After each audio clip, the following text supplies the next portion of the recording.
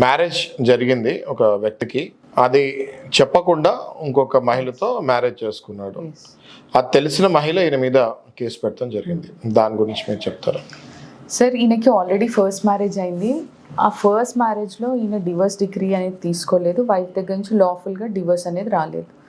అది కప్పిపుచ్చి అది తెలియకుండా రెండో పెళ్లి చేసుకున్నాడు. ఆ అమ్మాయికి నాకు ఆల్రెడీ ఫస్ట్ వైఫ్ నుంచి డివోర్స్ వచ్చేసింది అని. ఓకే.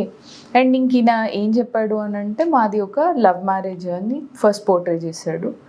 బట్ ఆయన వేసిన కౌంటర్లో ఏమని ఉంది అని అంటే it was an arranged marriage.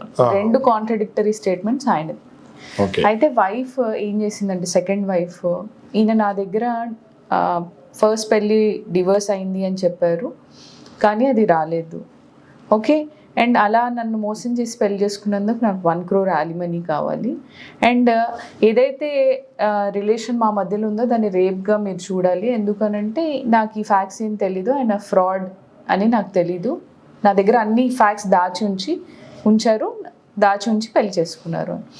So lower court ఏం చేసింది అని అంటే దాన్ని రేప్గా కన్సిడర్ చేయలేదు, నలిటీ అనేది ఇవ్వలేదు.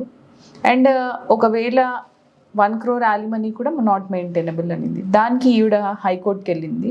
హైకోర్టు ఏమనింది అని అంటే ఓకే, అతను నీకు అబద్ధం చెప్పాడు కాబట్టి దాన్ని రేప్గా కన్సిడర్ చేస్తాము. 1 crore alimony అనేది మెయింటైనబుల్ కాదు, ఎందుకంటే మీరు సెకండ్ వైఫ్గా రాదు. ఎందుకంటే ఫస్ట్ వైఫ్ దగ్గర నుంచి మీకు డివోర్స్, ఆయనకి ఇంకా డివోర్స్ అవ్వలేదు కాబట్టి మీ పెళ్ళి అనేది మెయింటైనబుల్ కాదు అని పెళ్ళిని రద్దు చేసింది సార్. నలిటీ అనే డివోర్స్